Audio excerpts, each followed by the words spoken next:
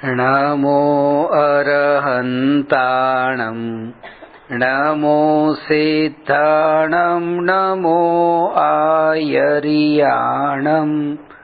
नमो उवज्जायाणं नमो लोये सव्वसाहुणम्।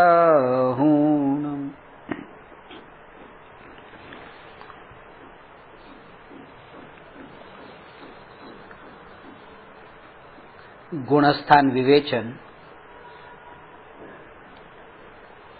सम्यक ज्ञान चंद्रिका पीठिका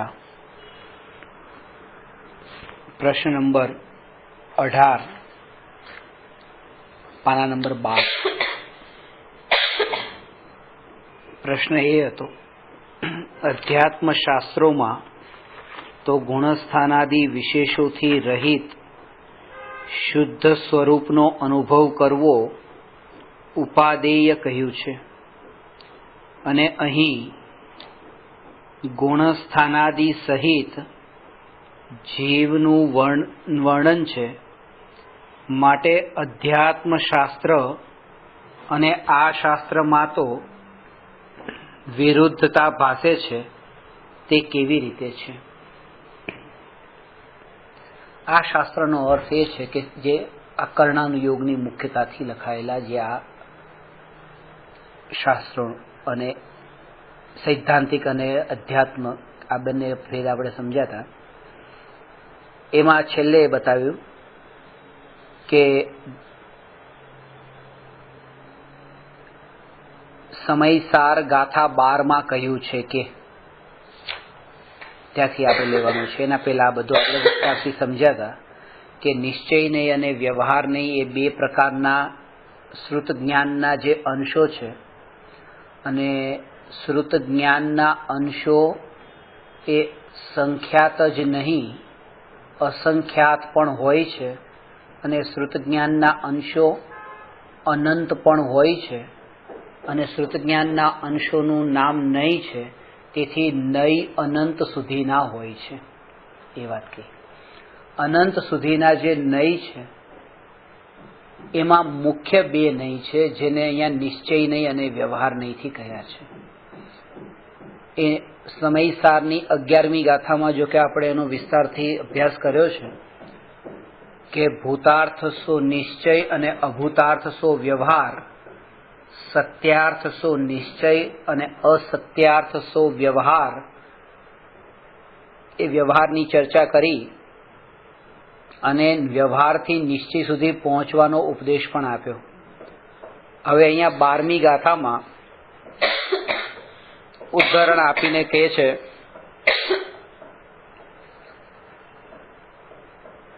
અધ્યાત્મ શાસ્ત્ર સમયસાર ગાથા 12માં કહ્યું છે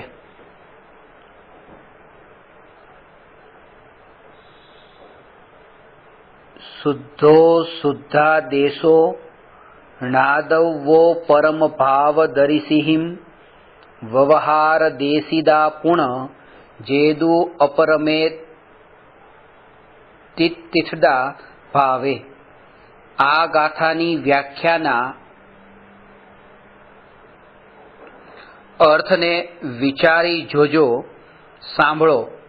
તમારા પરિણામ સ્વરૂપાનુભવ દશામાં તો વર્તતા નથી અને વિકલ્પ જાણી ગુણસ્થાનાદિ ભેદોનો વિચાર નહીં કરો તો તમે ઈતો ભ્રષ્ટ તતો ભ્રષ્ટ થઈને અશુભોપયોગમાં જ પ્રવર્તન કરશો, ત્યાં તમારું ખરાબ જ થશે। સૌથી પહેલા અહીંયા વ્યવહારના ઉપર જોર આપ્યું છે કે જે શાસ્ત્રના જ્ઞાનની આપણે ચર્ચા કરીએ છીએ, શાસ્ત્ર જ્ઞાન, કે અત્યારે તમે શું કરો છો કે તમે તમારી ભૂમિકા અનુસારે વિચાર કરો, તમારી ભૂમિકા અનુસારે। એટલા માટે કે તમે એ બધા વિકલ્પોમાં પણ ન પડો કે જ્યારે હું હમણાં સમયસારની ટીકા લખવાની શરૂ કરી ત્યારે ઘણા લોકોનો એવો અભિપ્રાય હતો કે આની પહેલા આટલું આટલું લખાયેલું છે, ક્યાં ઓછું હતું? આટલું તો લખી ગયા છે, આ લખવાની શું જરૂર હતી? એ ખાસ વાત એ છે કે એ ભૂમિકામાં જે આ સમયસારની ગાથાને તમે ખાલી એકલી ગાથાને વાંચી જો, એકલી ગાથાને એનો ભાવ તમને સમજાય છે. એકલી ટીકા વાંચી જો, એનો ભાવ તમને સમજાય છે. જયસેન આચાર્યની ટીકા એકલી વાંચી જો, પંડિત જયચંદજી છાબડાનો ભાવાર્થ વાંચી જો, તો જે કાર્યથી જો કોઈ અલ્પ બુદ્ધિવાળા જીવને એનો લાભ થતો હોય અને પોતાનો ઉપયોગ પણ જો પાપના વિષયોના અંદર પ્રવર્તતો ન હોય, અને આવું કહેનારા એ જ હોય કે જેનો મોટાભાગનો સમય અશુભમાં જ પ્રવર્તતો હોય, એ જ આ કહેતા હોય કે આ કરવાની કઈ જરૂર નથી, આટલું તો કરનારા છે. એટલે કે જે શુભમાં તમે રો, કમસે કમ અશુભમાં તો ન જ પડો, નીચે ન પડો. કારણ કે અત્યારે એક જ માત્ર આધાર છે, એક નિયમ છે કે જે સમયે કોઈ પણ જીવને નિર્વિકલ્પ આત્માનુભૂતિ પ્રગટ થાય છે એના આગલા સમયે નિયમથી શુભ ભાવ જ હોય છે, અશુભ ભાવ નહીં. અને એ શુભ ભાવ રૂપ જે વિકલ્પ હોય છે એ વિકલ્પ પણ નિયમથી કયો? આ નહીં, સ્વાધ્યાય નહીં, ત્રિકાળી ધ્રુવ જ્ઞાયક સંબંધી જ એ જ વિકલ્પ કે હું જ્ઞાયક છું, એ જ વિકલ્પમાં એ વિકલ્પ જે હોય છે, જે વિચારરૂપ હોય છે, એ તત્વ વિચાર જ અનુભૂતિરૂપ પરિણમતો હોય છે. એટલે કે જે આ પ્રકારે કે તમને તમારી દીકરીમાં એટલો બધો મોહનો ભાવ છે, એ મોહનો ભાવ અહીંથી નથી આવ્યો. આ મોહનો ભાવ એ અહીંથી નથી આવ્યો. આ જે તમારું આની પહેલાની પર્યાય, એની પહેલાની પર્યાય, એની પહેલાની પર્યાય, એની પહેલાની પર્યાય, આ રીતે, તો એમાં જે આ પહેલાની પર્યાયોમાં પરંપરાથી જે ભાવો પોષાતા પોષાતા અહીંયા પહોંચ્યા, અને આ ભાવ જે છે એ આનું પરિણામ છે, નહીં કે આનું પરિણામ છે. અને આ જ ભાવ પાછો અહીંયા આવે છે. અને એના કારણે શું થાય છે કે કૂતરીમાં જન્મ થયા પછી ગલુડિયામાં એટલો જ પ્રેમનો ભાવ ઉભો થાય છે જેવો અહીંયા દીકરીમાં થતો હતો. કારણ કે દીકરીમાંથી કે ગલુડિયામાંથી ભાવ આવતો જ નથી, પોતાની મોહના ભાવને જ એ ત્યાં ક્યાંક ને ક્યાંક નિમિત્તમાં પોષે છે. કોટ પોતાનો છે, ખૂંટીની શોધમાં હોય છે કે ક્યાં મને કોઈ ખૂંટી મળે ને મારો કોટ ટાંગી દઉં. એ નિમિત્તની શોધમાં હોય છે કે ક્યાં મને કોઈ નિમિત્ત એવું મળી જાય હું મારા ભાવને બહાર કાઢું. બાકી ભાવ પોતાનો છે, આ ભવભવના સંસ્કારો સાથે લઈને આવેલો, વર્તમાનમાં રહેલો એ ભાવ ક્યાંય બહારમાંથી નથી આવ્યો, એ પોતાના જ પરંપરાથી એવી રીતે ભવભવથી લઈને અહીંયા આવ્યો છે. અને એનું કારણ છે કે જેને કોટ રાખ્યો જ છે પોતાની પાસે, ખૂંટીની શોધમાં છે ને ખૂંટી મળતી નથી, તો ખૂંટી ખોડાવશે નવી કે અહીંયા ખીલી નાખી દો, કે કારણ કે અહીંયા કપડાં લટકાવવા, કોટ લટકાવવાના કામમાં આવશે, એ નવી ખોડાવશે જો નહીં હોય તો પણ. અને એ જ થાય છે કે પતિ પત્નીને બાળક નથી કે દા એક છોકરું જોઈએ. એ કેમ જોઈએ? કે કોઈ ખૂટી તો હતી નહીં, પણ તોય તે અંદરમાં ભાવ હતો મોહનો કે કાઢવો ક્યાં, કે એક બાળક તો સંતાન તો જોઈએ. આ સંતાન એટલે નવી ખૂટી ઊભી કરી. પોતાનો ભાવ જે હોય છે, ભાવને આપણે ક્યાંક ને ક્યાંક બહાર કાઢતા હોઈએ છીએ, નહીં કે બહારના નિમિત્તોમાંથી એ ભાવ આવે છે. એટલે સૌથી પહેલા તો એ વાત બતાવે છે કે હું જ્ઞાયક છું, આવા પ્રકારના જે વિચાર છે એ વિચાર જ હું જ્ઞાયક છું એવી અનુભૂતિ રૂપે પરિણમે છે. એટલા માટે જેટલું બને એટલું તમે પોતે અશુભથી અત્યારે બચવાનો પ્રયાસ કરો. આ ગાથાનો આશય એ છે. તમારો આખો દિવસ જે અશુભમાં અને એમાં પણ 5 ઇન્દ્રિયના વિષયના ભોગોમાં અને સાંસારિક સુખની પ્રવૃત્તિઓના અંદર જ જે તમારો સમય જતો હોય છે, તો કે એમાંથી તમે બચીને હવે અહીંયા આવો. એટલા માટે ત્યાં હવે જે વિષય રાખ્યો છે ગજપંથાની શિબિરનો 21 તારીખથી 25 તારીખ આ મહિનાની, એમાં આ જ વિષય રાખ્યો છે, વૃત્તિથી નિવૃત્તિ અને જ્ઞાયક સ્વભાવમાં પ્રવૃત્તિ. કે આ જે વૃત્તિઓની મલિનતા કયા કયા વિષયોમાં પડેલી છે, હજુ ઇન્દ્રિયોના વિષયોમાં એટલો રસ જે પડેલો છે ભોગ વૃત્તિનો, એ ભોગ વૃત્તિના રસના કારણે જ તે વારંવાર ફરીથી તે એના એ વિષયોમાં પ્રવર્તવાનો ભાવ આવે છે. ક્યાંક ને ક્યાંક આ વર્તુળાકારે જે આશાઓ પડેલી છે. ઓમર હયાતે પોતાના સંસ્મરણોમાં એક વાત લખી છે કે મેં ઘણા લોકોને પાસે જઈને આ પ્રશ્ન પૂછ્યો, મને ક્યાંયથી જવાબ નથી મળ્યો. ઘણા મૌલીઓની સભા જે ભરાણી હોય એ સભાઓમાં પણ હું ગયો અને ત્યાં પણ મેં પ્રશ્ન પૂછ્યો, મને ક્યાંય જવાબ ન મળ્યો. ત્યારે પછી મેં આકાશને જ પ્રશ્ન પૂછ્યો કે આકાશ તું બતાવ કે આ દુનિયા શેની આશાની પાછળ આ ભાગી રહી છે, દોડી રહી છે. મેં ચાંદ અને તારાઓને પૂછ્યું કે મને બતાવ કે આ દુનિયા કઈ આશામાં, ક્યાં પાછળ ભાગી રહી છે, કોની આશામાં. તો એ આકાશે જ મને જવાબ આપ્યો કે તારા પ્રશ્નમાં જ તારો જવાબ છે, કે આશામાં. બસ એમાં જ જવાબ પડેલો છે. આજે ભાગી રહી છે આશામાં, ક્યાંક ને ક્યાંક આશા. હજી અહીંયા નહીં તો અહીંયા, અહીંયા નહીં તો અહીંયા. આજે વિકલ્પો વિકલ્પો વિકલ્પો વિકલ્પો વિકલ્પો જે ચાલુ છે એમાંથી એક ક્ષણ માટેનો પણ આપણને બોધ નથી મળતો. અને આ બોધ પ્રાપ્ત થઈ શકે એવા નિમિત્તોમાં પોતે રહેવા માટેની પણ તૈયારી નથી. ત્યાં એનાથી પણ ભય લાગે છે. એટલા માટે ભય લાગે છે કારણ કે ઇન્દ્રિયોના વિષયો, એનો રસ પછી મોડો પડી જશે તો. એટલે પતિ પત્નીને 1 કલાક સ્વાધ્યાય કરવાનું કે છે, 2 કલાક કે છે, પણ રોજના તમે માળા ને પૂજા પાઠ ને કરવા બેસી જાઓ 8-8 કલાક માટે, કે છે આને કોઈ ભાવ જ નથી રહેતો હવે સંસારનો. આટલું બધું નહીં કર કે તું. કારણ કે ઇન્દ્રિયોના વિષયો જે છે શુભમાં પણ પ્રવર્તન થતું હોય તોય ખેંચે.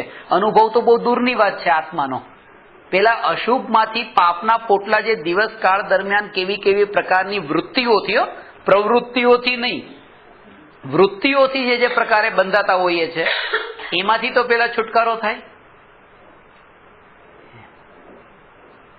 વૃત્તિઓ એટલું હજી કરી શકશું કે પોતે ભૂખ લાગી છે, જમવાનું છે, ચલો ઠીક છે, મેં બીજા 2 જણાને જમાડી દઈશું, એ થઈ શકશે. એ જમાડી દેવું એ વધારે સહેલું છે.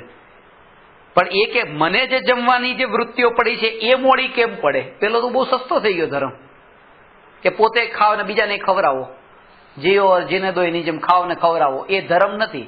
પણ જે ખાવાનો અંદરમાં જે ભાવ ઉત્પન્ન થાય છે એ ભાવમાં કેવી કેવી વૃત્તિઓ પડી છે, એટલા માટે તે જાગૃતિ જે છે ઇન્દ્રિયોના વિષયના ભોગને છોડાવી દે છે, સ્વભાવની જાગૃતિ. અને એને ગમતું નથી. પ્રેક્ટિકલમાં તમે અભ્યાસ કરજો, તમને ખ્યાલમાં આવશે. ઇન્દ્રિયોના વિષયોના ભોગમાં કે જે સ્વભાવની જે જાગૃતિ છે, કે જેવો એ તમે મીઠાઈનો ટુકડો હાથમાં લીધો ને મોઢામાં મૂક્યો તો એ સમયે તમને જાગૃતિ રહી કે હું ભગવાન આત્મા જાણનાર, અથવા તો બનતો હલવો એ પણ તમને વિષ્ટા રૂપે એ સમયે દેખાઈ ગયો, તો એ વસ્તુનું સ્વરૂપ જેવું તમારા નજરની સામે આવી જાય છે કે ઇન્દ્રિયોના વિષયોનો જે રસ હતો રસ મોળો પડી જાય છે.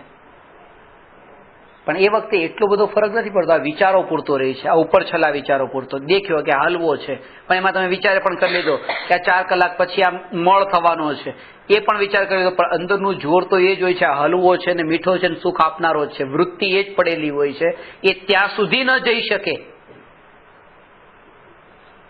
જ્યાં સુધી અંતરમાં એ હલવો જ્યારે જીભ પર આવ્યો એ સમયની જાગૃતિ પૂર્વક એનું ચિંતન મનન ન થાય ત્યાં સુધી. એ સમયે, અને એ સમયે જયારે ચિંતન મનન થાય છે ત્યારે સાધક જીવની સાધના એ જ તો કઈ છે. અનાદિકાળથી આ સાધના હતી જ નહીં, વિષયોના અંદર પડેલો હતો. એ શું સાધક હતો? નતો. અનંત કાળ સુધી મોક્ષના સુખને ભોગવશે. એ કોણ સાધક છે? એ પણ નથી. સાધક તો એ છે કે જેને ઇન્દ્રિયોના વિષયોના ભોગોમાંથી તો નિવૃત્ત થયો અને હજુ આત્મા તો મળ્યો નથી એમ. એટલે કે એ કે ઇન્દ્રિયોના વિષયના ભોગની જે પ્રવૃત્તિથી થોડો છૂટો પડતો જાય છે અને આત્મા હજી પ્રાપ્ત થયો નથી, એટલા માટે પાછો ફરીથી એને એના તરફ ખેંચે છે. કોણ? ઇન્દ્રિયોના વિષયો. એટલા માટે નિરાશ થવાની જરૂર છે. નિરાશ વ્યક્તિને આપણે દુઃખી સમજતા હોય, પણ નિરાશનો મતલબ એ છે સિદ્ધ ભગવાન નિરાશ છે. આશા જેની હવે નિરાશ, આશા રહિત, હવે આશા જ નથી રહી, કોઈ અપેક્ષા નથી રહી, એ નિરાશ છે. આપણે નિરાશને દુઃખી માનતા હોઈએ. નિરાશા જીવનમાં આવવી જોઈએ. નિરાશા એ આવવી જોઈએ કે હવે ખરેખર કંઈ ન મળ્યું, હાથમાં કંઈ ન આવ્યું, એવી નિરાશા. એટલે અહીંયા વ્યવહાર ઉપર જોર આપ્યું છે કે વ્યવહારમાં વિષયોના ભોગમાં શુભ ભાવ અશુભ ભાવમાં જે જીવ પ્રવૃત્ત થતો હોય છે આખો દિવસ જેનો વિષયના ભોગોમાં જતો હોય છે એવો જીવ હવે આ દ્રષ્ટિ પોતાની એવી હોવાને લીધે કે આ શુભ ભાવ છે, આ ક્રિયાકાંડ છે, આ આમ જ છે ને આ આમ છે, એમ કરીને પણ ક્યાંક ને ક્યાંક પોતાના અહંકારને પોષી લે છે. અહંકારને પોષવો છે કારણ કે કોઈની સામે ઝૂકી ન શકે. અહંકારી વ્યક્તિ ઝૂકી ન શકે અને એટલા માટે જ તે કે કોઈને એપ્રિશિએટ પણ ન કરી શકે કારણ કે એમાં પણ પાછું પોતાનો અહંકાર ઘવાય. એટલા માટે કે તમે કોઈને જો સારું પણ ન કરો તો કઈ નહીં, પણ કોઈની ટીકા નિંદામાં પણ ક્યાંય ન પડો. અત્યારે દશા અધૂરી છે. પોતાના પરિણામોને ચકાસો એ વધારે મહત્વનું છે કે મારા પરિણામ અત્યારે આ ભૂમિકામાં કયા કયા વિષયોમાં જઈ રહ્યા છે, ચેતન અચેતનમાં ક્યાં ક્યાં વિષયોમાં મારો ઉપયોગ જઈ રહ્યો છે, ભમી રહ્યો છે, એ પોતે વિચાર કરે. એટલે ઈતો ભ્રષ્ટ તતો ભ્રષ્ટ, અહીંથી તે ભ્રષ્ટ થયો, ત્યાંથી ભ્રષ્ટ થયો, બધી બાજુથી ભ્રષ્ટ થયો. એટલે કે શુદ્ધ તો પામ્યો નહીં અને શુભ પણ પામ્યો નહીં. આ બે વાત. એ જીવ જઈને અશુભમાં પ્રવર્ત્યો. હા, ઈતો ભ્રષ્ટ તતો ભ્રષ્ટ થઈને અશુભોપયોગમાં જ પ્રવર્તન કરશો ત્યાં તમારું ખરાબ જ થશે. અને સાંભળો, સામાન્યપણાથી તો વેદાંત આદિ શાસ્ત્રાભ્યાસોમાં પણ જીવનું સ્વરૂપ શુદ્ધ કહ્યું છે. ત્યાં વિશેષને જાણ્યા વિના યથાર્થ અયથાર્થનો નિશ્ચય નિર્ણય કેવી રીતે થશે?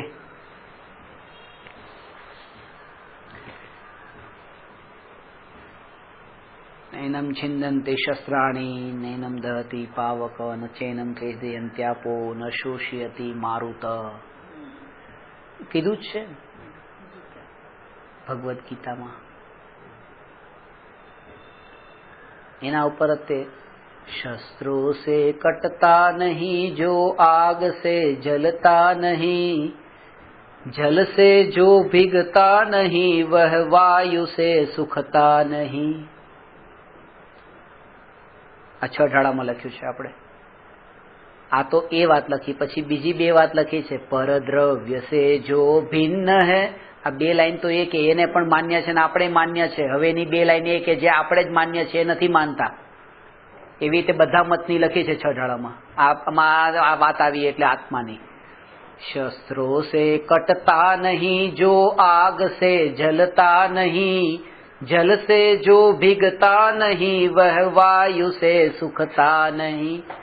पर द्रव्य से जो भिन्न है पर आत्म से पर रूप है, स्वद्रव्य से अभिन्न जो स्वयं परमात्म स्वरूप है. आ जैन दर्शन के छे पर द्रव्य से जो भिन्न है. हूँ भगवान आत्मा, आ महावीर भगवान वगैरे परद्रव्य. पहला तो ये कीधुं के परद्रव्य थी बधा भिन्न छे એટલે એમાં તો આ બધા જળ પદાર્થો આવી ગયા, પણ બીજા આત્મા છે એ આત્માથી, ખાસ કરીને પરમાત્માથી, પરમાત્મા ઉપર જોર છે. કારણ કે વેદાંતમાં ત્યાં પરમાત્માને અને આ આત્માને અભેદ કયા છે. એટલા માટે તે સમયસારનો સંવર અધિકાર માત્ર અને માત્ર આ વાતને સિદ્ધ કરવા માટે જ લખવામાં આવ્યો કે ભેદ વિજ્ઞાનનું અભિનંદન કરવા વાળો આ અધિકાર છે.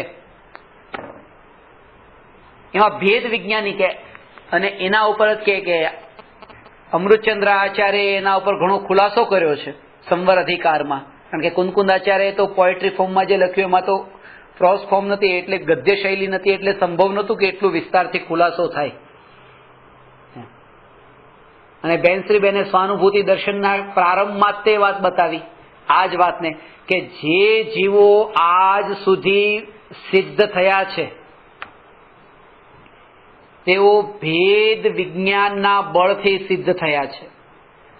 જે જીવો સંસારમાં રખડી રહ્યા છે, અટકી રહ્યા છે, એ ભેદ વિજ્ઞાનના અભાવથી જ ભટકી રહ્યા છે, અટકી રહ્યા છે.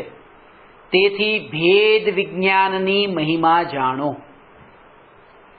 ભેદ જ્ઞાન જ્યાં શબ્દ વાપર્યો હોય એનો અર્થ પણ ભેદ વિજ્ઞાન સમજવો. ભેદ જ્ઞાન નહીં. કારણ કે ભેદ જ્ઞાન અને ભેદ વિજ્ઞાન વચ્ચે અંતર શું છે?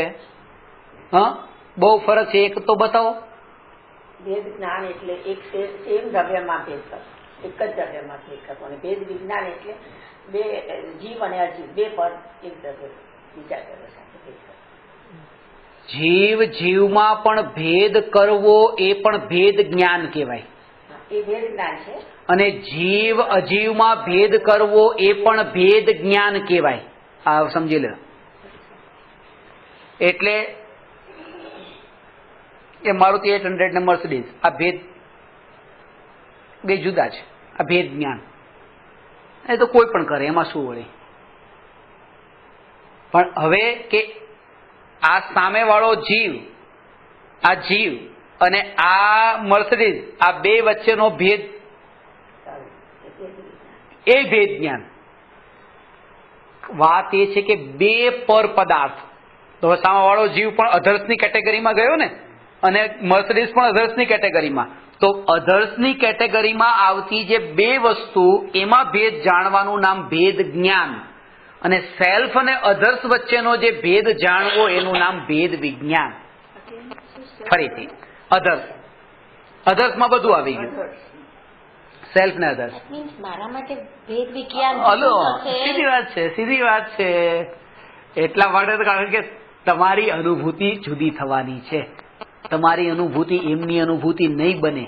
તમારે તમારા પગેથી ચાલીને જ મોક્ષે જવાનું છે, એમના પગ કામમાં નહીં આવે. તમારે તમારી આંખેથી જે માર્ગને દેખવાનો છે, એમની આંખ કામમાં નહીં આવે.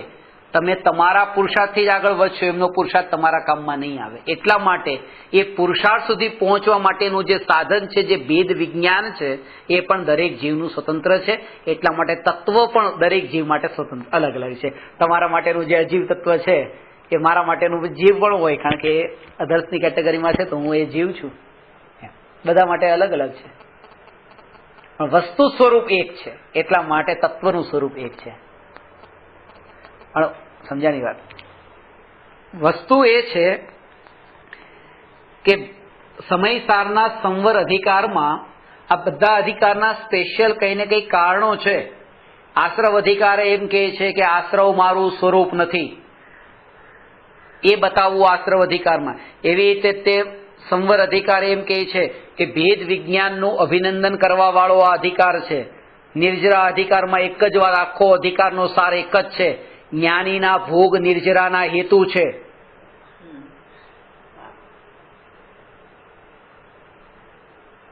અને બંધ અધિકારમાં એ, અને મોક્ષ અધિકારમાં કે બંધાયો છે અને મુક્ત થયો એમ જે માને છે એ નિયમથી બંધાય છે. હું બંધાયો છું અને આ મુક્ત છે, હું બંધાયેલો છું અને સિદ્ધ ભગવાન મુક્ત છે, એવું માનવા વાળો નિયમથી બંધાય છે. કારણ કે બંધન હોય છે. બંધન હોત નહીં તો પછી બંધાય છે એવું શું કામ કીધું? પાછું છેલ્લે કીધું ને નિયમથી બંધાય છે, તો બંધન તો હોય છે. કારણ વાત એ છે, આ વાત મોક્ષણ પ્રકાશકના ત્યાં 7મા અધિકારમાં કહી છે કે બંધાયેલો છે ને મુક્ત છે એમ માનનારો નિયમથી બંધાય છે. એટલે કે એકલી પર્યાય ઉપર જ એની નજર છે, એટલા માટે બંધાય છે. સ્વભાવની દ્રષ્ટિએ નજર નથી, એટલા માટે એ મુક્ત સ્વભાવને દેખતો નથી. સમજાણું? એટલે આ બધા અધિકારોના પાછળ રહસ્ય છે. તો એ રીતે અહીંયા પણ કહે છે કે જે ભેદ વિજ્ઞાન ઉપર જોર આપ્યું છે, ભેદ વિજ્ઞાન સંવર અધિકારમાં, તો આ અન્ય મતમાં પણ શુદ્ધ આત્માનું સ્વરૂપ, જીવનું સ્વરૂપ શુદ્ધ કયું છે, પણ ખાલી બોલવા માટે. ભીખુદાન ગઢવીનું એ આવે છે, પ્રેમ પ્રેમ સબ કહે, પ્રેમ ન જાને કોઈ, પ્રેમ જો જાને જગત में જુદા રહે ન કોઈ. એના ઉપરથી પછી મેં 6 ઢાળામાં લખ્યું, એમાં હતું પ્રેમ પ્રેમ સબ કહે, પ્રેમ ન જાને કોઈ, પ્રેમ જો જાને જગત में જુદા રહે ન કોઈ. એના ઉપરથી એ હતું કે શુદ્ધ શુદ્ધ સબ કહે, શુદ્ધ ન જાને કોઈ. બધા બોલ બોલ કરે છે, શુદ્ધ છું શુદ્ધ છું શુદ્ધ છું. શુદ્ધ શુદ્ધ સબ કહે, શુદ્ધ ન જાને કોઈ, शुद्ध जो जाने समझ में, अशुद्ध રહે ન કોઈ. શુદ્ધ થઈ જાય, પર્યાયમાં શુદ્ધ થઈ જાય જો શુદ્ધને જાણે તો. પછી પર્યાય અશુદ્ધ રહે કેવી રીતે? પર્યાય તો શુદ્ધ થઈ ગઈ. એટલે એ કહે છે કે શુદ્ધ તો અન્ય મતમાં પણ છે, પણ શુદ્ધનો ભાવ ખ્યાલમાં આવવો જોઈએ. એ શુદ્ધ એટલે શું? શુદ્ધ એટલે શું?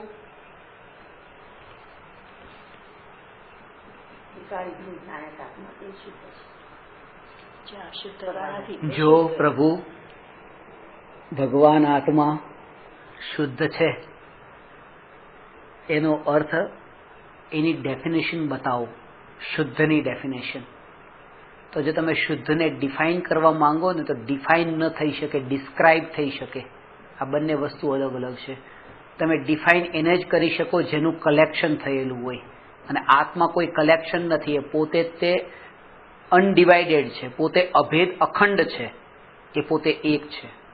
તમે આ ઘરની ડેફિનેશન, મકાનની ડેફિનેશન આપી શકો કે જે ઈંટ છે, ચૂનો છે, આ છે, તે છે, એમ કરીને એ બધાથી બનેલું છે. એ રીતે તમે પાણીની ડેફિનેશન આપી શકો. પાણી કોને કહેવાય? કે ઓક્સિજન અને હાઇડ્રોજન, H2O એ પાણી, ઓક્સિજન અને હાઇડ્રોજનનું મિશ્રણ છે. હાઇડ્રોજનની ડેફિનેશન આપો તો પછી તમે એની ડેફિનેશન પણ આપી દેશો કે ઇલેક્ટ્રોન, ન્યુટ્રોન અને પ્રોટોનથી મળેલું હોય તે હાઇડ્રોજન કહેવાય. પછી કે ઇલેક્ટ્રોનની ડેફિનેશન આપો, ઇલેક્ટ્રોનની કોઈ ડેફિનેશન ન હોય. એ એટલે કહેવાનો અર્થ એ છે કે જે વસ્તુનું કલેક્શન, તો એવી રીતે આ ભગવાન આત્મા કોઈ અલગ અલગ વસ્તુઓથી મળીને એક નથી થયો, પોતે તો અભેદ અખંડ એક રૂપ છે. એટલા માટે એને ડિફાઇન નથી કર્યો. જેને અંદરમાં એનો અનુભવ થયો, અનુભવ થયા પછી એને ડિસ્ક્રાઇબ કર્યું છે કે આવો અનુભવ. એટલે એને પરિભાષિત ન કરી શકાય, વ્યાખ્યા ન કરી શકાય. વ્યાખ્યા એની કરી શકાય જેનું વિભાજન કરી શકાય. આત્માનું વિભાજન નથી થતું, એટલા માટે આત્માની વ્યાખ્યા પણ નથી થતી. આત્માનું વર્ણન થાય છે, વ્યાખ્યા નહીં. એટલા માટે અહીંયા એ વાત બતાવે છે, બહુ સૂક્ષ્મ છે, કે શુદ્ધ જે છે એ શુદ્ધ સ્વરૂપ, એ જે શુદ્ધ કયું છે એની ડેફિનેશન ન આપી શકાય. પણ એટલું થઈ શકે, જેવી રીતે કોઈને કહેવામાં આવે કે તમે સ્વસ્થ વ્યક્તિની ડેફિનેશન બતાવો કે આ વ્યક્તિ સ્વસ્થ છે. શું ડેફિનેશન છે? બીમારીની ડેફિનેશન હોય કે તાવ આવ્યો છે, શરીર ગરમ થઈ ગયું છે, આમ છે, પછી એવી રીતે કફ થઈ ગયો છે, શરદી થઈ છે, કઈ ને કઈ બીમારીની ડેફિનેશન હોય. સ્વસ્થની ડેફિનેશન ન હોય. સ્વસ્થની ડેફિનેશન તમારે કેવી તો એટલું કહી શકાય કે જે આવું આવું બીમાર ન હોય એ સ્વસ્થ. બાકી સ્વસ્થને કહી ન શકાય. સ્વસ્થતાનો તો અનુભવ જ કરી શકાય. એ રીતે એ શુદ્ધતાને તમે બતાવી ન શકો, પણ એટલું કહી શકાય. એટલા માટે શાસ્ત્રોમાં સમયસાર વગેરે અધ્યાત્મ શાસ્ત્રોમાં એના ઉપર ખાસ જોર આપીને એ કીધું કે ભગવાન આત્મા શુદ્ધ છે તો શુદ્ધ છે તો કેવો શુદ્ધ છે? તો એટલે સુધી કીધું કે જેમાં ભાવ કર્મ નથી, દ્રવ્ય કર્મ નથી, નો કર્મ નથી, એ નથી એવો એ શુદ્ધ છે. શુદ્ધતાની આ રીતે નથીથી ડેફિનેશન આપીને એ રીતે કહેવામાં આવે, બાકી એનો તો અનુભવ જ થઈ શકે, એને કહી ન શકાય. બીમારીનું વર્ણન થઈ શકે, સ્વાસ્થ્યનું નહીં. સ્વાસ્થ્યનો તો માત્ર અનુભવ થઈ શકે. આ એ શુદ્ધનો પાછળ રહેલો છુપાયેલો ભાવ છે. શુદ્ધ સ્વરૂપ ત્યાં વિશેષને જાણ્યા વિના યથાર્થ અયથાર્થનો નિશ્ચય નિર્ણય કેવી રીતે થશે? એટલા માટે વિશેષ જાણવું જરૂરી છે. આ બધું આત્માનું સ્વરૂપ તમે સમજાવો તો તમને પોતાને એ ખ્યાલમાં આવે. એટલા માટે આ બધા કર્ણાનુયોગના ગ્રંથો પણ વાંચવા, તો તમને એનો ભાવ ખ્યાલમાં આવશે. ષટખંડાગમ શાસ્ત્ર છે, એની ટીકા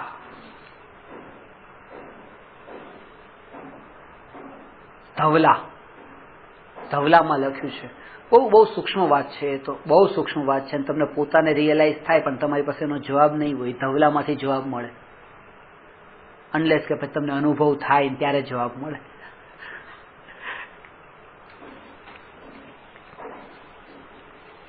આત્મા અહીંયા છે. જો આ બધે આત્મા છે. આ જે છે, આ હાથનું વજન, આ આખા શરીરનું વજન 80 કિલો છે. 80 કિલો વજન છે. તમે 80 કિલો વજન ઉંચક્યું એવું તમને લાગે છે? નથી લાગતું. આ ત્યાં ઊભા છો, તમે શાંતિથી ઊભા છો, 80 કિલો વજન ઉંચકીને ઊભા છો એવું લાગે? હાથ ઉપર આમ 2 કિલો રાખ્યું લાગે છે?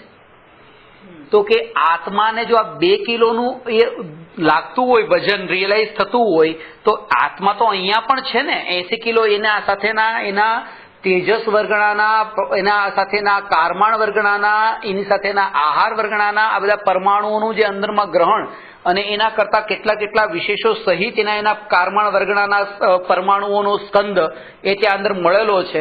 એ આટલું ગઠાન રૂપે હોવા છતાં પણ આનું આપણને ખ્યાલમાં નથી આવતું. અને આ 1 કિલો હોય તો ખ્યાલમાં આવે ને 80 કિલોનું તો ખ્યાલમાં જ નથી આવતું આત્માને.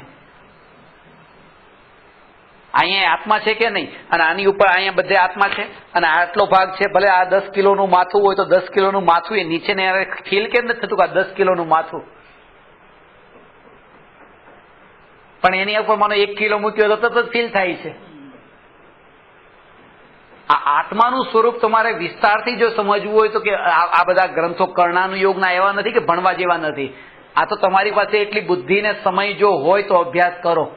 આ તો મેં તમને એક એક્ઝામ્પલ આપ્યું. આવા તો અલગ અલગ પ્રકારથી આત્માનું સ્વરૂપ ધવલા, જય ધવલા, મહાધવલામાં વિસ્તારથી બતાવ્યું છે. આના પાછળનું રહસ્ય છે, એમાં અલગ કારણ બતાવ્યું છું તમને. એનો ખુલાસો કરતા બીજી રીતે પણ કહું છું.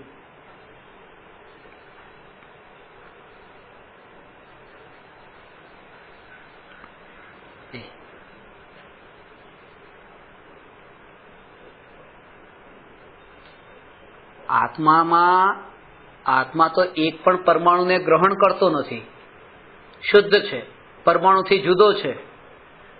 અને અહીંયા આખા પાવામાં આટલું વજન સાથે હોવા છતાં પણ ક્યારેય પણ એક પળ માટે લાગ્યું નહીં. આ બધા જે વર્ગણાના જે આ કારમાણ વર્ગણા સાથે જે બંધાયેલું છે ને, બધી તેજસ વર્ગણા, કારમાણ વર્ગણા, એ આ શરીર રૂપે એટલા માટે કે ખ્યાલમાં નથી આવતું. આ શરીર નથી. અને આને બીજી રીતે હમણાં હું એક વર્ણન લખું છું, એમાં આનો ખુલાસો કર્યો છે ગઈકાલે, કે જેમાં આત્માનો એક ક્ષેત્રાવકાશ સંબંધ, 2 પ્રકારની બુદ્ધિ હોય છે. આમ તો 4 હોય છે, એકત્વ, મમત્વ, કર્તૃત્વ, ભોક્તૃત્વ, પણ એમાં 2 બુદ્ધિ, એકત્વ બુદ્ધિ અને મમત્વ બુદ્ધિ. એમાં જે એકત્વ અને મમત્વ બુદ્ધિ છે ને, એ 2 અલગ અલગ પ્રકારના ઓબ્જેક્ટમાં આપણી એકત્વ મમત્વ બુદ્ધિ હોય. આ જે શરીર છે ને, એ શરીરમાં એકત્વ બુદ્ધિ છે. મારું નહીં, હું. મમત્વ બુદ્ધિ એટલે મારું. અને આ ઘરમાં મારું, ગાડી મારી. કોઈ એમ નથી કહેતું ગાડી એ હું છું. મને લઈ જાજો ને એમનું એ નથી કીધું, મારી ગાડી લઈ જાજો. પથારીમાં પડે મને લઈ જાઓ બાથરૂમ સુધી, તો ત્યાં મને, અને ત્યાં પેલી ગાડી. આની અંદર તો એક ક્ષણ માટે લાગતું જ નથી કે આ કંઈક અલગ છે, આ તો હું જ છું. એટલા માટે જ્યાં હું જ માન્યું ને એનું વજન ન લાગે. અને આ હવે આ દૂર આ લાગે વજન, બાકી આમાં તો લાગતું જ નથી. આ એટલી ગાઢ મોહની નિદ્રામાં આત્મા પડેલો છે કે આનું 80 કિલો વજન હોવા છતાં એક મોમેન્ટ માટે નથી લાગતું. કહેવાનો અર્થ કે મારાપણું થાય તો બોજો ઉતરી જાય છે. આ બોજો હતો કે નહીં, પણ એનો બોજો ઉતરી જાય છે. એવી રીતે ભગવાન આત્મામાં જો એકત્વનો ભાવ એને થઈ જાય કે હું જ ભગવાન આત્મા, તો આ 3 લોકના કર્તૃત્વનો બોજો ઉતરી જાય.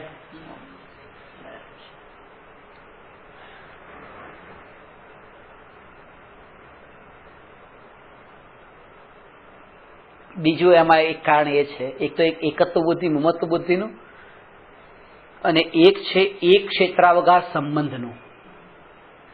હા, એ રિયલાઇઝ નથી થતું.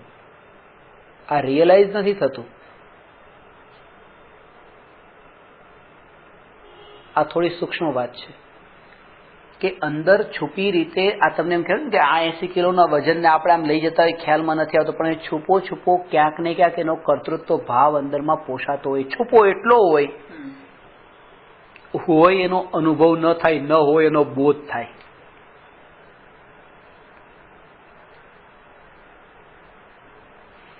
શરીર છે, એ શરીરમાં પણ એવી રીતે કે જેની સાથે આપણે સાથે રહેતા હોઈએ છીએ, એ શરીર માથા પર વાળનો બોજો એટલો બધો હોય, અને માનો કોઈ મુંડન કરાવી નાખ્યું તો હવે એના હળવું માથું લાગે, આમ વજન નથી એવું લાગે.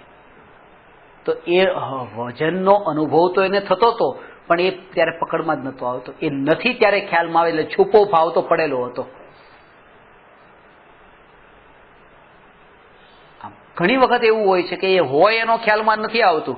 માથું આવો તમે ધોયું છે, માથું ધોયા પછી એને મારો રૂમાલ વીટી દીધો છે પાછળ અને આમાં વજન ઘણું બધું છે પણ ખ્યાલમાં ન આવે, પણ એ પાછો રૂમાલ કાઢી નાખ્યો હોય તો ખબર પડે આખું હળવું થઈ ગયું. પેલા તો કેટલું ભારે ભારે લાગતું હતું.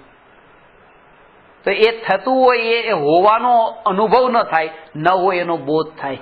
છુપી રીતે તો અંદરમાં કર્તૃત્વ બુદ્ધિ પડેલી છે એટલે એક એક પરમાણુમાં કરતાપણાનો ભાવ છે કે આને હું લઈને જાઉં છું, હું જ જાઉં છું. એટલે આમાં ભાવ તો પોતાનો છે. એટલે આ કે આત્માનું સ્વરૂપ આવી રીતે તો અલગ અલગ એંગલ્સથી બતાવ્યું છે કે આત્માને કર્મ સાથે બંધાય છે ત્યારે એક એક પ્રદેશ આત્માનો એક અસંખ્ય પ્રદેશી આત્મા છે. એક પ્રદેશ ઉપર અનંત અનંત કર્મોના કારમાણ વર્ગણાના જથ્થા બંધાયેલા છે. એવી રીતે અસંખ્ય પ્રદેશ ઉપર તો અનંતાનંત એવી રીતે જથ્થા, અને એનું કેવા કેવા વર્ગણાઓ કેવા રૂપે બંધાય છે, કઈ વર્ગણાઓમાં એના કેવા કેવા પ્રકારના ભાવો થતા હોય છે, એ બધું વિસ્તાર એમાં બધું બતાવ્યો છે ધવલામાં. અહીંયા આપણે જો કે શુદ્ધ ભગવાન આત્માનું, તમને આ થોડું સહેલું લાગતું હશે, ભગવાન આત્માની વાત કરો સીધી સાદી, પણ આ બધા એ ગ્રંથો કહે છે કે એ અભ્યાસ કરો તો ખુલાસો કરવા માટે ઉપયોગી બને છે. પણ લક્ષ્ય જો તમારું ચૂકાઈ ગયું તો સમજવું કે ખાલી બસ મગજની કસરત છે, બીજું કશું જ નથી. એટલા માટે લક્ષ્ય યાદ રહેવું જોઈએ. બાકી એ ગ્રંથોને વાંચતી વખતે જે અંદરમાં ડૂબતો જાય એવો ડૂબતો જાય પાછો આવવાનો અવસર જ ન મળે એને, એવું છે અંદર ઉતરવા જેવું. એટલા માટે જાગૃત પણ રહેવું, સ્વભાવની જાગૃતિ રાખીને આ ગ્રંથોનો અભ્યાસ કરવો.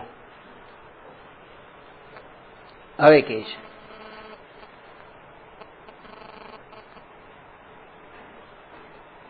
અને સાંભળો, આ થયું.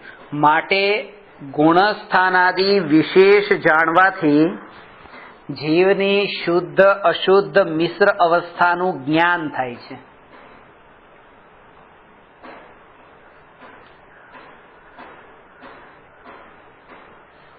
ત્યારે નિર્ણય કરીને યથાર્થને અંગીકાર કરજો અને સાંભળો. જીવનો ગુણ જ્ઞાન છે, તેથી વિશેષ જાણવાથી આત્મગુણ પ્રગટ થાય છે.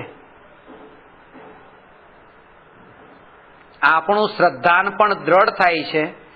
જેમ સમ્યક્ત્વ છે તે કેવળ જ્ઞાન પ્રાપ્ત થતા પરમાવગાઢ નામને પ્રાપ્ત થાય છે. માટે વિશેષોને જાણવું.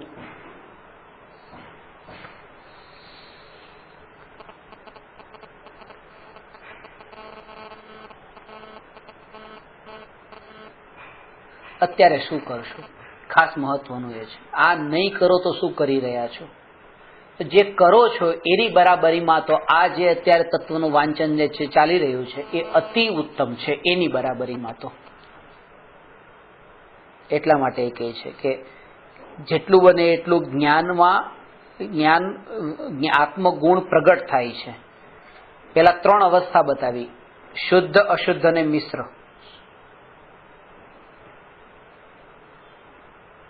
એમાં ચોથા ગુણસ્થાનમાં એવી રીતે ચોથા ગુણસ્થાનથી લઈને ત્યાં 14મા ગુણસ્થાન સુધી જે તારતમ્ય રૂપ જીવની અવસ્થાઓ છે કે જેમાં કોઈ અવસ્થામાં એ જીવની શુદ્ધતા અશુદ્ધતા ઓછી વધતી હોય છે. જેમ કે ચોથા ગુણસ્થાનમાં ચારિત્ર હોય કે ન હોય, બરાબર. આ એક જવાબ આપ્યો. હોય કે ન હોય, હોય કે ન હોય, હોય.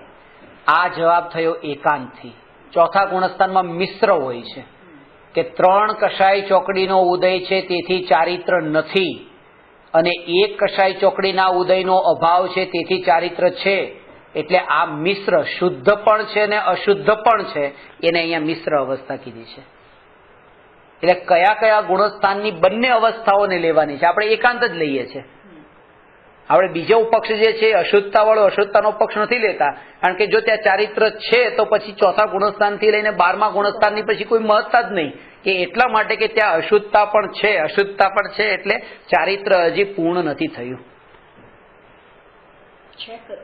સમજાય ને? સ્વરૂપાચરણ.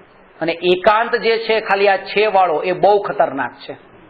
એ ન જાણે એ ભલું, પણ એકાંતથી જાણતો એ તો વધારે ખતરનાક.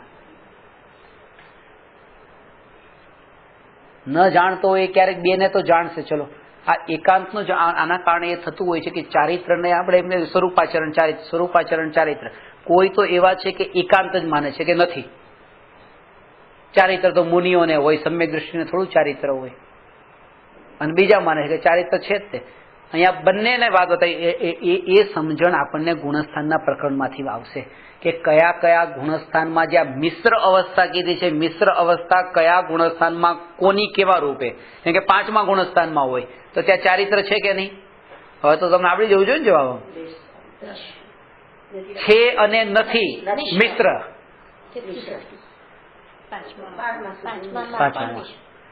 હા, કારણ કે બે કસાઈ ચોકડીના અભાવથી દેશ ચારિત્ર છે, અને બે કસાઈ ચોકડીના ઉદયથી સકલ ચારિત્ર ને યથાખ્યાત ચારિત્ર નથી.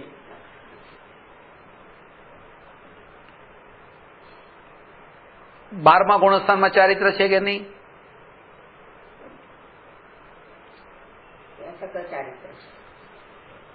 સકલ ચારિત્ર છે 12મા ગુણસ્થાન.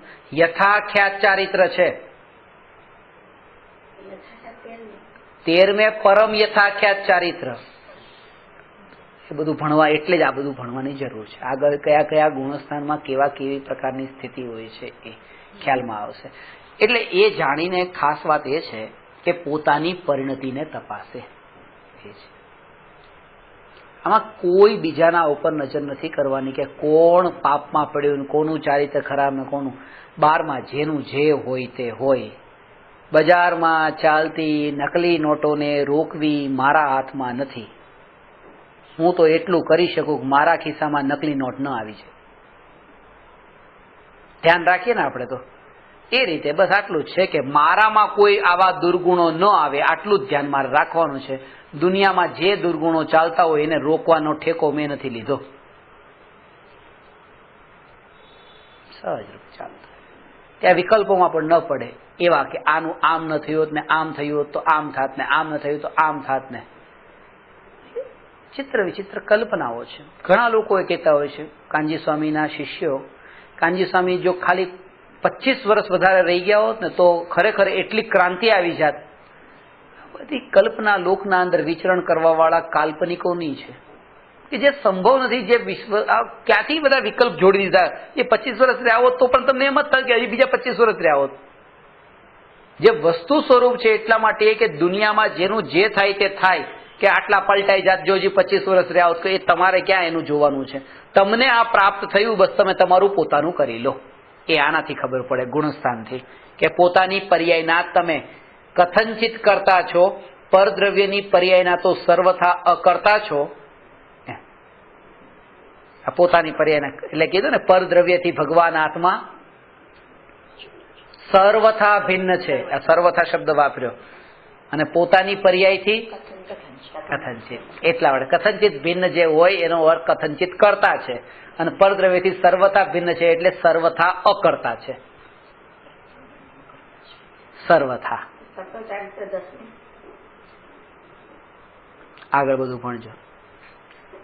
મુનિ સકલ વ્રતિ બળ ભાગી, ભવ ભોગન તે વૈરાગી, વૈરાગ ઉપાવન માઈ. આ નથી આવતું 6 ઢાળામાં કે તમે મુનિરાજોને સકલ ચારિત્રવાન કયા? 4 પ્રકારના ચારિત્ર કયા? 6ઠ્ઠા ગુણસ્થાનમાં સકલ ચારિત્ર. 3 કસાઈ ચોકડીનો અભાવ થયો ને, અનંતાનુબંધી, અપ્રત્યાખ્યાનાવરણ ને પ્રત્યાખ્યાનાવરણ. તો 1 કસાઈ ચોકડી જાય તો સ્વરૂપાચરણ ચારિત્ર, 2 કસાઈ ચોકડીનો અભાવ તો દેશ ચારિત્ર, 3 કસાઈ ચોકડીનો અભાવ તો સકલ ચારિત્ર, 4 કસાઈ ચોકડીનો અભાવ તો યથાખ્યાત ચારિત્ર. એટલે પૂર્ણ સુખ 12મા ગુણસ્થાનમાં પ્રગટ્યું. જેટલા અંશે કસાઈનો અભાવ થાય એટલા અંશે સુખ પ્રગટ થાય. 12મા ગુણસ્થાને પૂર્ણ સુખ પ્રગટ થયું, પણ 13મા ગુણસ્થાને પૂર્ણ સુખ ખરું કે નહીં? 13મા ગુણસ્થાને કયું સુખ હોય છે? પૂર્ણ સુખ. કયું સુખ? નહીં, 13મા ગુણસ્થાને હોય છે અનંત સુખ. આ બેમાં ફરક પડી ગયો. 12મા ગુણસ્થાનમાં પૂર્ણ સુખ ને 13મા ગુણસ્થાનમાં અનંત સુખ. એ વાત એ છે કેવળ જ્ઞાન સહિતનું જે સુખ છે ને એને અનંત નામ મળ્યું. આ બધામાં જેમ ઔદારિક શરીર ને અરિયંત ભગવાનનું ઔદારિક શરીર એ કયું? પરમ ઔદારિક શરીર. આ પરમ શબ્દ લાગ્યો. એ રીતે અવગાઢ સમ્યક્ત્વ એ 12મા ગુણસ્થાનમાં અવગાઢ સમ્યક્ત્વ અને 13મા ગુણસ્થાનના અંદર પરમાવગાઢ સમ્યક્ત્વ. આ જેમ જેમ ગુણસ્થાનોમાં પલટાવ આવે છે તે સમ્યક્ત્વના નામમાં પણ પલટાવ આવે છે. અને સ્વરૂપમાં કેવી રીતે પલટાવ આવે છે અને ક્યાં નથી આવતો એ બધું જ સમજવું કે જેથી કરીને જ્ઞાન નિર્મળ થાય અને પોતાની વર્તમાન સ્થિતિનું સમજણ આવે.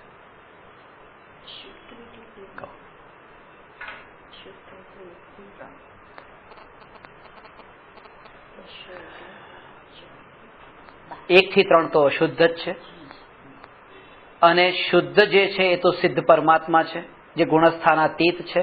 અરિયંત ભગવાન પણ શુદ્ધ છે પણ એ પણ મોહના અભાવની અપેક્ષાએ પૂર્ણ શુદ્ધ પાછા. યોગની હયાતીના કારણે તો પાછા અશુદ્ધ. એટલે ક્યાં શુદ્ધ ને કઈ અપેક્ષા બધી સમજવી જરૂરી છે. કારણ કે ગુણસ્થાનની પરિભાષામાં શરૂઆતમાં કહ્યું હતું, ગુણસ્થાનની પરિભાષા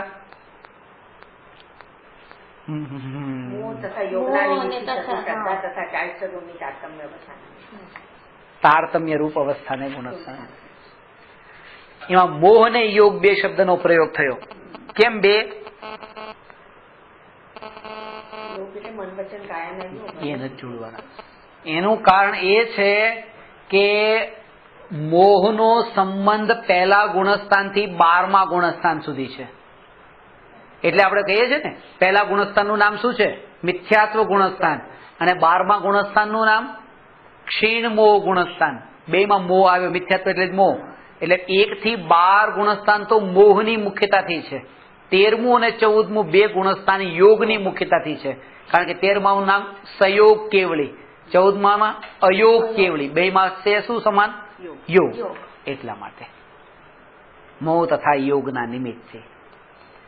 એટલે 1 થી 12ની મુખ્યતાથી દેખીએ તો એ મોહની મુખ્યતાથી છે. 13મું અને 14મું યોગની.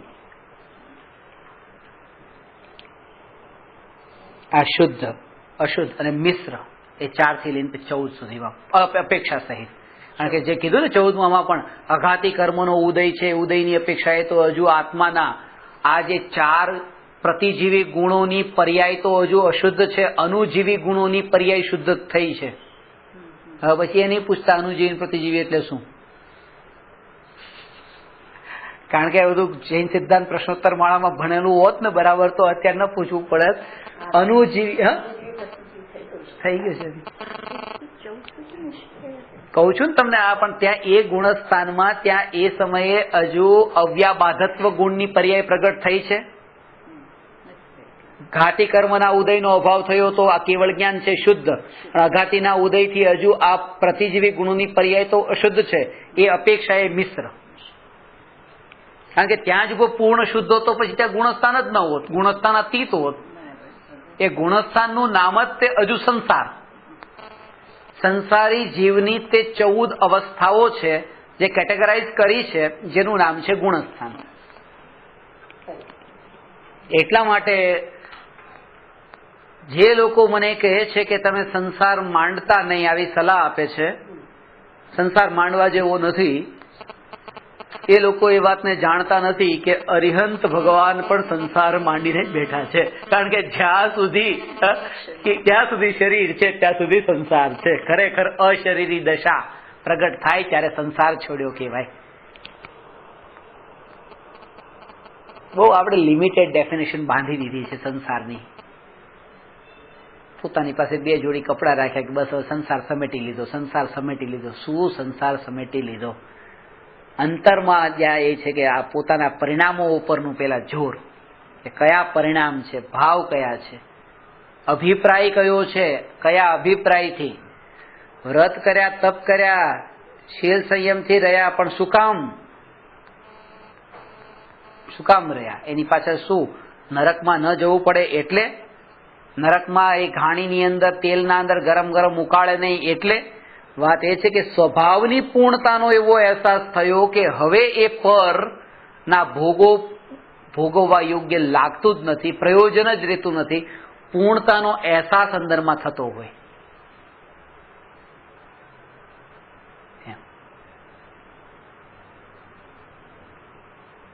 આ સ્વભાવના બળ પર કે તમને પોતાને એમ લાગતું હોય કે જો તમે સંયમ રાખી શકો છો.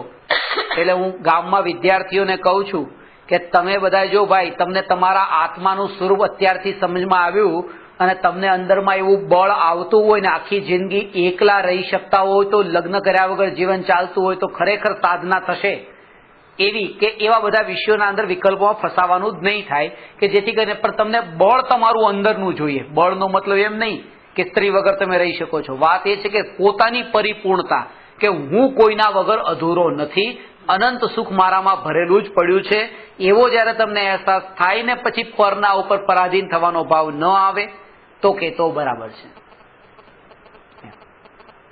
પણ રોજના ઝઘડામાં ક્યાં પડવું ને આ બધા લગ્ન કરીને ને એ બધામાં એમ કારણ કે એવું અક્ષર થતું હોય. એક વ્યક્તિના લગ્નના 25 વર્ષ પૂરા થયા ત્યારે એને એક વકીલને બધાએ આપવા આવતા હતા. કોંગ્રેચ્યુલેશન ખુશ થતા હતા બધા કે આ બહુ ગુસ્સામાં. એટલે પેલા વકીલને કહે છે કે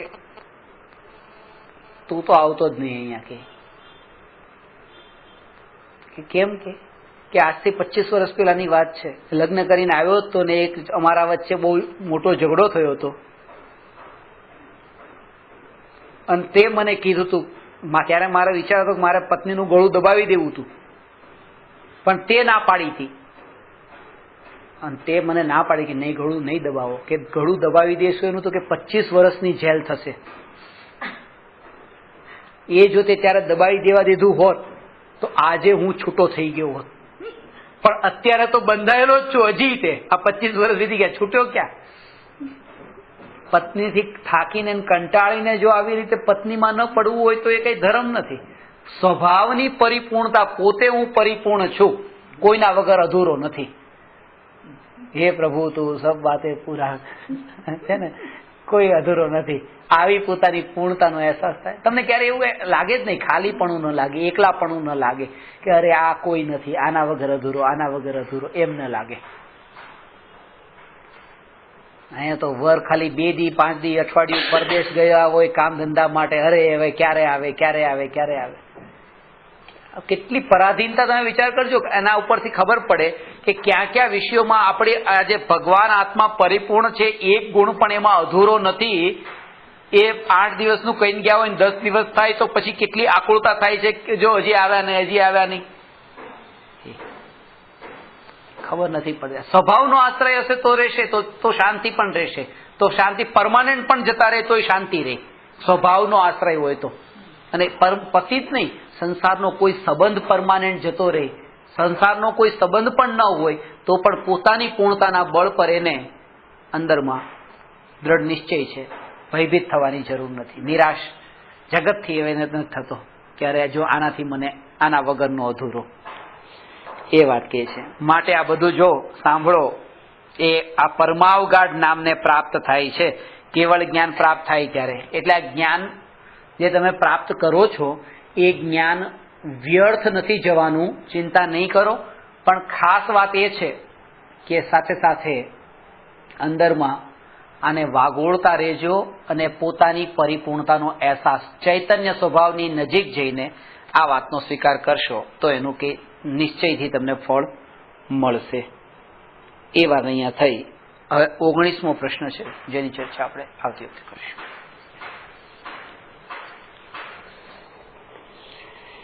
નમો અરહંતાણં નમો સિદ્ધાણં નમો આયરિયાણં નમો ઉવજાયાણં નમો લોએ સવસાહું.